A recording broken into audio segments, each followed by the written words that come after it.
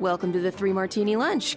Grab a stool next to Greg Columbus of Radio America and Jim Garrity of National Review. Three Martinis coming up. Happy Friday. Pull up the stool. We're glad you're here. It is the end of a very long week. Jim, yesterday, like you said, it felt like 9 days. That might even have been generous. We're brought to you today by NetSuite by Oracle, netsuite.com/martini. Much more on that a little bit later in the podcast. Good, bad, and crazy martinis for conservatives today. And it is our final regular edition of the Three Martini Lunch for 2019. Starting Monday, we are going to have our special year-end awards. 6 different podcasts covering 18 different categories. The best, the most, the highest, the worst, all sorts of things. From rising political star to people fading into oblivion, underrated, overrated, best idea, worst idea, a scathing look at the media, and all wrapping up on New Year's Eve with our Person of the Year, Turncoat of the Year, and our predictions for 2020. So all of that to look forward to. But today, the usual format, we start with the good martini. And Jim, it's the martini that just keeps giving. We talked about this on Wednesday as the idea started percolating into the media. We talked about it even more yesterday after the impeachment vote, and we're talking about it again on Friday, that the House Democrats are in absolutely no rush to hand over these impeachment articles that absolutely could not wait, since our next election is in peril as long as Trump remains president. He's technically been impeached, but now we've got legal experts saying he's not actually impeached until the House delivers the articles of impeachment to the Senate. So we'll let that legal argument play out. In the meantime, Democrats may never hand over the articles of impeachment so long as Mitch McConnell doesn't agree to their demands about how the trial ought to proceed. The latest incarnation of this is James Clyburn. He is a member of the House Democratic leadership, congressman from South Carolina, talking with John Berman of CNN. This was actually on Thursday, but Jim, this exchange is amazing. How long are you willing to wait? As long as it takes. Even if he doesn't come around to committing to a fair trial, keep those articles here. So keep it as long as it takes. If you know, and he's told you what he's going to do, it's almost like let's give him a fair trial and hang him. I mean, it's the verse of that. As long as it takes, are you willing to hold the articles indefinitely? If Mitch McConnell doesn't concede the points that you're asking him to, are you suggesting it's possible you will never transmit the articles of impeachment? If it were me, yes, that's what I'm saying. I have no idea what the Speaker will do. But if you have a preordained outcome that's negative to your actions, why walk into it? I'd much rather not take that chance. There is no preordained outcome in the House at all, Jim. So what do you make of the Democrats' hurry up and never mind approach here? For starters, I've been on CNN's morning show way back when. They haven't had me on in a while. I hope I haven't said anything to offend them, but I may very well do that again. But anyway, I've been on with John Berman. John Berman's a really nice guy, and I think well of him. But if he's listening, John, my friend, my buddy, my pal, compadre, how did the words "hang him" not jump out at you in a conversation when a lawmaker is discussing the president of the United States? How to hang him? How does that not set off like big red sirens in your mind? Oh, he means metaphorically hang the president. Yeah, I hope so, right? But that certainly gets rid of the idea that this is some sort of angry mob coming after the president or something like that. One of our recurring jokes is, thank goodness it's Friday, Greg. Thank goodness it is Friday, because this is kind of the most perfectly surreal point to end the week and perhaps to end the year, in which House Democrats are really convinced that if they never send over these impeachment articles, that somehow McConnell and Trump will eventually beg them to start bringing them over. I think it's this utterly bizarre. I believe the next move is they will hold their breath until the Senate decides to change the rules or something. You begin to wonder about lawmakers operating in a bubble, right? Where they, most of the people they interact with are either working for them as staff or asking them for a favor. People come into their office and want something. So they very rarely hear from anybody who doesn't owe them anything or who doesn't need anything from them or who isn't in fear of getting fired by them. So you hear a lot of, "That's a great idea, boss." "Yes, boss, it's a wonderful idea." Is there no one around the House Democratic leadership who say, guys, this is not going to work? Mitch McConnell is not going to say, oh, okay, I'll change the rules the way you want. I figured maybe this would be like a 24-hour idea that would, float through their heads, and maybe they might even go through a pro forma, go through the motions to show their grassroots that they tried. Greg, it sounds like they're digging in here. Well, yeah, they left town, and they're not coming back till next year, so it's at least hanging out there for a few more weeks. Yeah, even more. I mean, the message from Nancy Pelosi right before we started taping is the president is a menace to the Constitution. He must be stopped at all costs, and he must be stopped as quickly as possible. Also, we invite the president to give his State of the Union address to the House in February 4th. Yes. We got to get rid of, but he's going to be around for a while. I suppose she has to do that, but talk about stepping on their own message here. And, it's one of those things where you begin to realize they really haven't thought this through step by step. They just got here, and maybe they didn't think they'd have the votes or something like that. And they've just suddenly realized, oh, wait, the Senate's going to acquit this guy. What do? We're not going to hand it over to you, which, oh, by the way, in the eyes of constitutional scholars and legal scholars, until the articles get transferred, it's not actually like officially or legally, he's not considered impeached. And boy, if you don't think Trump is going to be beating that drum for a long time, please let them keep going with this. Please let them dig into let them keep digging this hole until they break through all the way to China. Now, those defending Jim Clyburn say the point he was trying to make with the hang him comment is when you say we'll give him a fair trial and hang him, this is the opposite, that the Senate plans to give a fair trial and then acquit because so many people have supposedly made up their minds. But, of course, if, it had been the Clinton era and hang him or something like that with that impeachment, I'm sure that all the Democratic media folks would have completely understood what the point was being made there. Jim, I'm also curious to see your reaction to the fact that Adam Schiff now says he's got new information and now he's going after Mike Pence. So just in case he thought the insanity hadn't reached... But this is not partisan. This is not about undoing the 2016 election. Yes. Do you think when he goes by Nancy Pelosi, he starts humming Hail to the Chief? Mike Pence, you didn't go to the inauguration. You must be impeached as well. Maybe that's the idea. I don't know. But, Jim, I don't know if they've looked at their polling numbers on this after they made this strong case that you've got to get rid of the president before the election ramps up because he's corrupting the election. But this strategy certainly does not mesh with that message. But maybe they haven't done their polling yet. If we don't impeach the president and remove him from office, he will cheat to stay in office. And then they go to their fundraiser in the evening. We are going to win in 2020. We are confident of it. We know we're going to win. Well, wait a second. More contradictions there. But hey, no, look, they're just doing the fundraising. Who cares? Yes, exactly. They might know their numbers, but if you don't know your numbers at your business, you've got some trouble. The problem many growing businesses have, and that keeps you from knowing your numbers potentially, is that hodgepodge of business systems. New business owners, and sometimes existing business owners for quite a while, have one system for accounting, another for sales, another for inventory, and so on and so on. It's just a big, inefficient mess, taking up too much time and too many resources, and that can only hurt the bottom line. Introducing NetSuite by Oracle, the business management software that handles every aspect of your business in an easy-to-use cloud platform, giving you the visibility and control that you need to grow. With NetSuite, you save time, money, unneeded headaches by managing sales, finance, and accounting, orders, and human resources instantly, right from your desktop or phone. That's why NetSuite is the world's #1 cloud business system. And thousands of the best-known brands and fastest-growing companies are using NetSuite to manage their business, and it's available to you. You'll learn how to optimize your processes, drive operational excellence, sell across more channels, and a whole lot more. And if that's not enough, NetSuite is also offering you valuable insights on your business with a free guide, 7 key strategies to grow your profits. It's all at netsuite.com/martini. That's netsuite.com/martini to download your free guide, 7 key strategies to grow your profits. Again, netsuite.com/martini.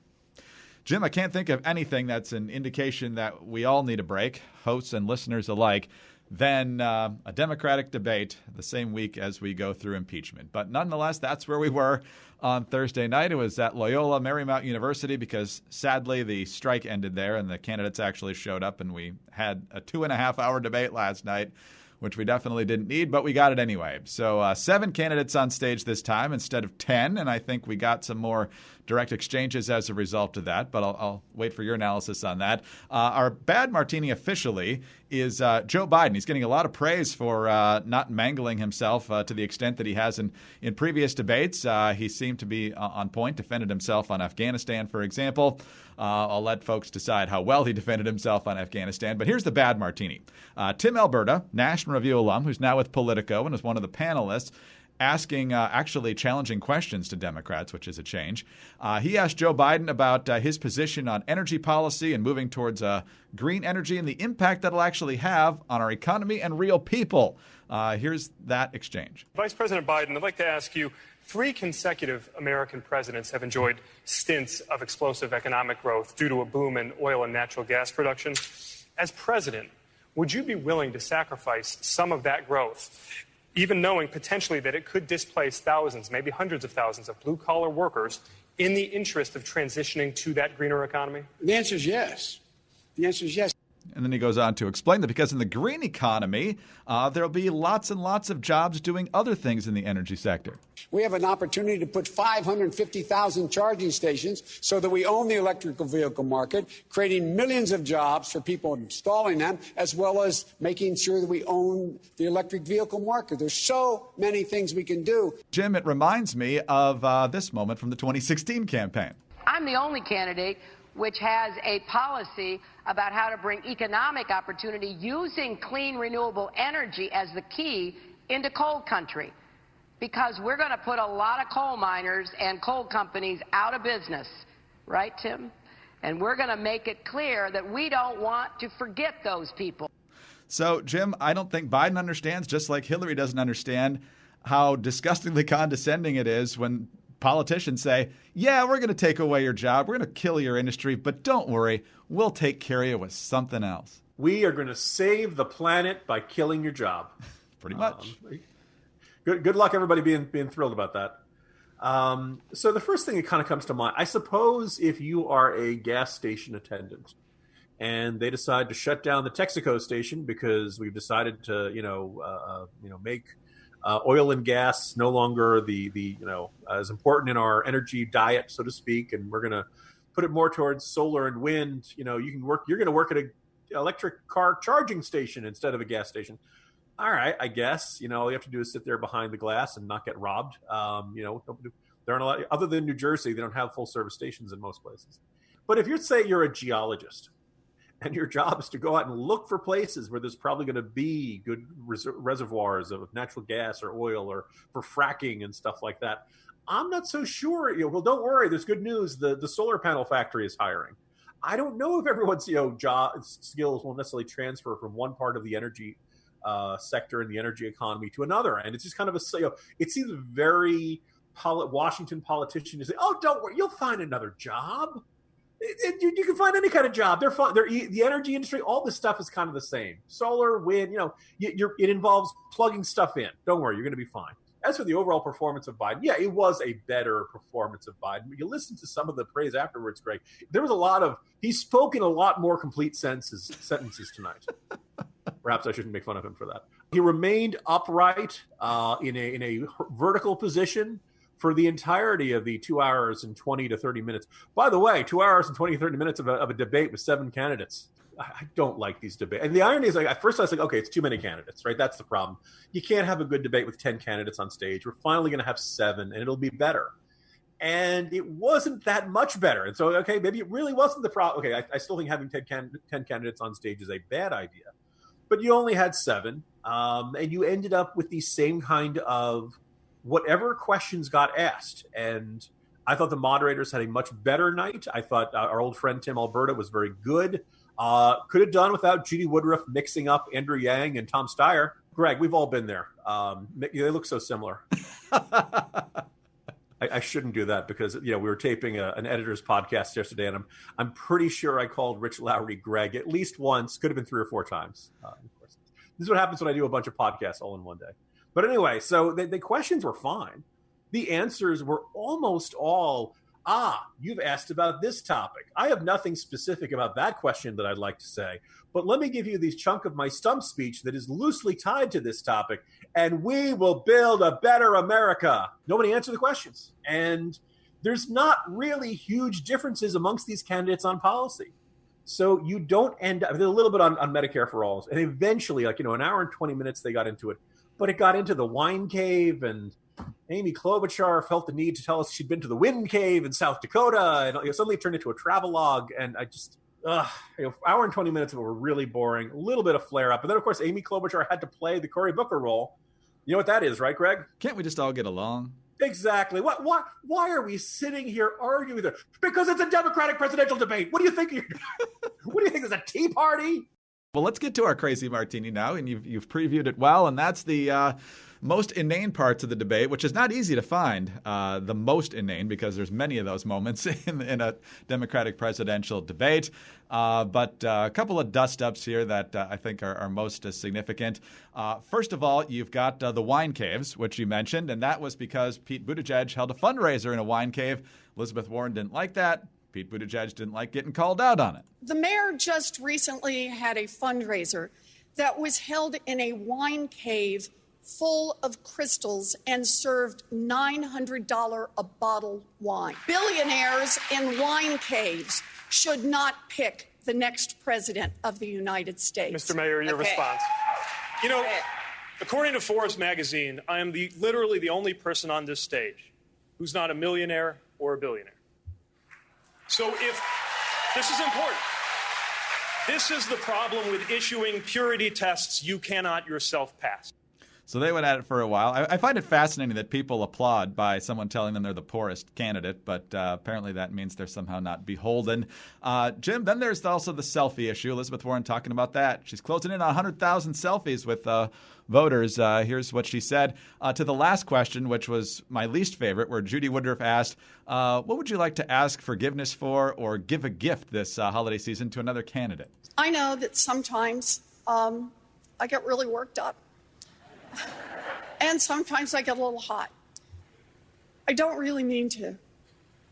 What happens is when you do 100,000 selfies with people, you hear enough stories about people who are really down to their last moments. And so you got a lot of feminists out there, Jim, since both Warren and Klobuchar apologized basically for getting fired up or even emotional at times over issues, that somehow they're held to a different standard. The big dust-up over this is that they're not actually selfies and someone else is taking the picture than the people in the pictures. But what do you make of the fact that selfies in wine caves are the big takeaways from last night? Well, I thought about it, and at first I was like, why is Warren going? But I suddenly realized, okay, at the absolute kind of crux of the Elizabeth Warren philosophy is that there is nothing good that comes from a billionaire in a cave. And this is because she's like Bane taking over Gotham City, targeting the rich and the uprising and making people live in this great, anger of class warfare and all that kind of stuff. She's always had a beef against Bruce Wayne, and that explains why she doesn't like to see billionaires getting together in a cave. One of them will turn out to be Batman. First of all, you go back to Elizabeth Warren's Senate campaign. She held high-dollar fundraisers just like everybody else. She transferred a big old pile of money from rich donors from the Senate campaign to her presidential campaign. Don't let her fool you that, I've never hung out with millionaires and billionaires. Never mind, what's her net worth? Who do you think she was the cooperating witness in all those civil cases for? Okay. By the way, she made like $900,000 from Harvard over a 2-year span. So just stop telling us how you're, part of the proletariat and, all that kind of stuff. Second of all, I think Buttigieg, since apparently I've been told numerous times that Buttigieg is wrong, even though people are holding up signs saying boot edge. He counterpunched pretty well. I think her hypocrisy on this is kind of intolerable. And I'm struck by the fact that one of Elizabeth Warren's, hey, I can handle this. I am tough. I am strong. I am ready for the presidency, is that she keeps saying, well, I did 100,000 selfies. Greg, what's a selfie? A selfie is when you hold the camera and take a picture of yourself and possibly someone else. Right? So she didn't hold the camera for all 100 of those. What she did is she stood online with a whole bunch of people and she posed for pictures. Yes. Her testimony about her endless endurance and energy is that she posed for pictures for a really long time. There are a lot of supermodels who did the same thing, Greg. Melania 2020. She warned us she was hot, and supermodels are hot too. So, but look, it's a tough question from Judy Woodruff. It's a very basically it's like, what do you have to apologize for? And I guess, we've seen variations of this at previous debates, and I'm fairly certain. I think it was Obama used to say, I don't know whether he said that he was, what's your worst trait? And he would point out that he smokes, he's trying to quit or something like that. Or he might say something like, I take it out on my staff sometimes when I'm having a bad day. And Hillary Clinton would give I think my flaw is I care too much. Like whenever they give you the job interview question, what is your greatest weakness? There's really not a lot of good answers. One of the few ones that I had passed along to me, and I pass along to you now, listeners. What is your weakness? You say, well, look, I can meet deadlines, but I like to think of myself as a craftsman. So if you give me 2 hours to complete a job, I will take the 2 hours. Give me 2 days. I'm not great at turning stuff in early if that matters to you. Or if you need it turned in early, let me know, because I like to take that's the most it sounds like a criticism, but really you're just talking about how great you are. And that's what all these answers turn out to be. And hers is, I get fired up because I think about all these people in this country who need help. Poor, she carries such a burden, Greg. Poor Elizabeth Warren. She's a perfectionist. Yeah, that's another good one. I'm a perfectionist. She hasn't cried like that since she saw somebody littering. Yeah, I didn't see her pushing back on the fact that the big thing the media cared about was the lack of diversity on stage. She did not push back on that, which is probably pretty smart on her part. In the end, they still pretty much forgot about Andrew Yang and Tom Steyer, proportionally speaking. And then poor Andrew Yang got the gift question first and kind of fumbled it around. Didn't talk about universal basic income, but did want to give everybody his book. So I know that would be probably your answer as well. Hold on a second. If hawking people your book is wrong, I don't want to be right. There you go. Exactly. They did point out that the two women on stage talked about their emotion, that they're too emotional. Every other guy on stage is like, buy my book. I know Woodruff, maybe in a one-on-one interview, they're going to do that. And of course, the worst one is to get that question firsthand, because I think, you give the real answer of, here's my real last flaw. And everyone else will say, I felt a little sorry for myself when I was rescuing those orphans from the burning building. And, I strained my back and I got down into self-pity, and I actually, I just care too much. Pretty insufferable. But hey, you know what? We don't have to deal with another one of these until January. And that could not be a more wonderful sentence to hear as we exit the normal format for the year. But a quick reminder to everyone, of course, that our year-end specials with our Three Martini Lunch Awards, the most prestigious awards in political podcasting, begin on Monday. So don't miss those. And let us know, depending where you hear your podcasts, get in touch with us and let us know your choices for all these awards, too. Let's make it a lot of fun. So, Jim, let's pivot to that. In the meantime, have a much-deserved break over the weekend, and we'll talk to you Monday and back to regular shows in the new year. Talk to you soon, Greg. Jim Garrity, National Review. I'm Greg Corombos of Radio America. Thanks so much for being with us. Don't forget to check out our friends over at NetSuite, netsuite.com/martini. And then the award shows start Monday on the Three Martini Lunch. See you then.